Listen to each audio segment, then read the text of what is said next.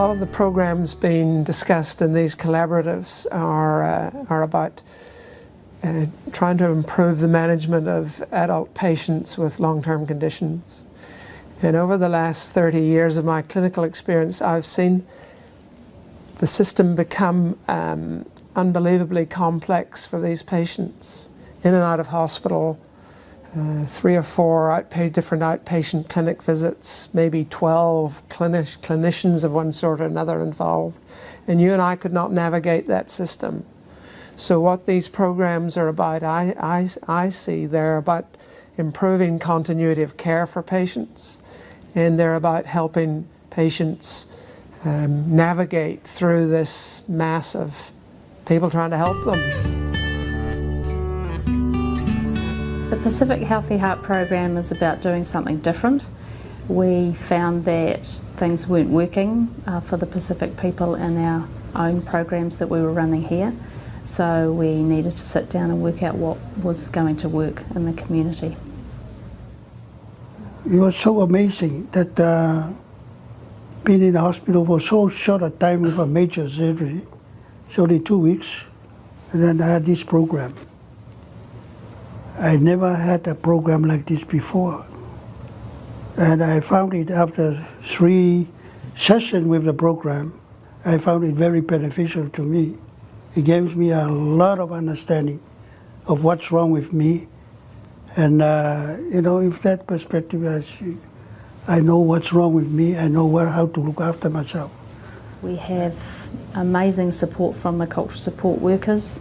They are there in each different language group and help to interpret for us. We also did a lot of consultation with the Pacific people, had focus groups before we started to find out what the needs were. They really put us at ease, and they talk the language we want to hear. It's not too professional, that something too complicated for us to absorb.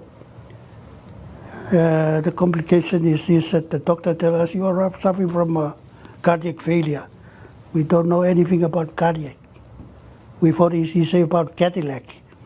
But in this language, they say your heart is not functioning well, instead of malfunction. What is malfunction? Some of the other important areas that nurses can really help impact on people's wellness and keep them out of hospital is around understanding of medications, working out strategies to take the medications every day, and really beginning to understand how important medications are in many parts of your life. And the other thing is that when the doctor say, take this is digoxin, this is furosemide, we don't know what the heck they're talking about. But the girls here, with this program, they really tell us what it is, what it's used for, and how to take it. They don't say, take it. No, you have to take it because this is useful for that. If you have swollen legs, you take furosemide, you will take off the water from your feet. This is the language we understand. And this is why I'm so proud to have, with you people, you give us courage and support, and to keep on living and enjoy life. Nobody wants to be in hospital, and the VHIU team is trying to reduce the need for people to be in hospital.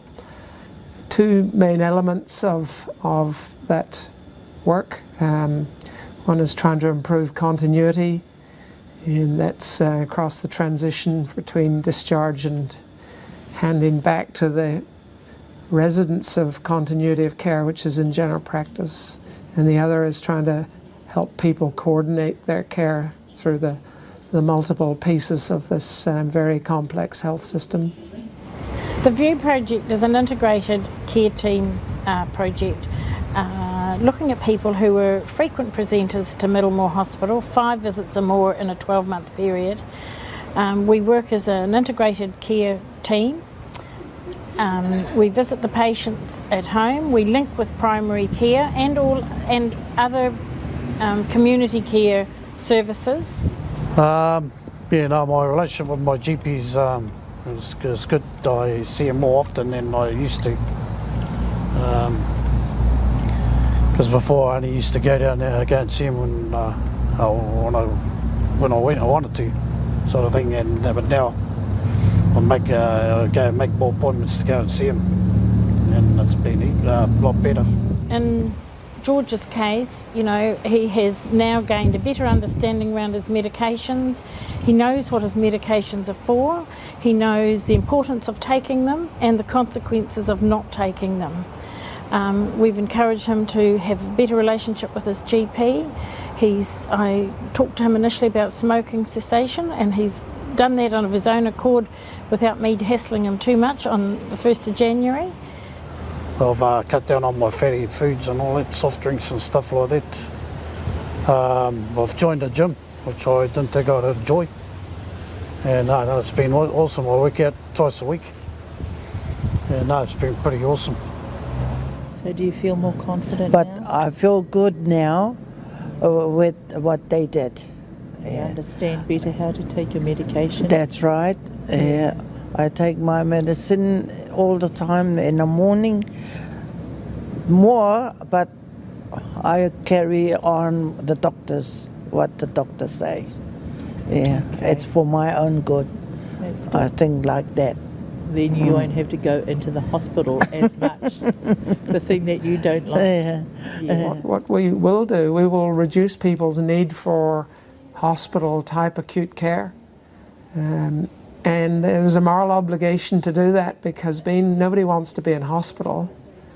And we can prevent that with closer liaison between the hospital and general practice and community services. I like the idea of team counties. It's about everyone working at the top of their game, and I think it's about everyone working together. This isn't just about doctors or nurses, it's about the whole team working together for the benefits of our community.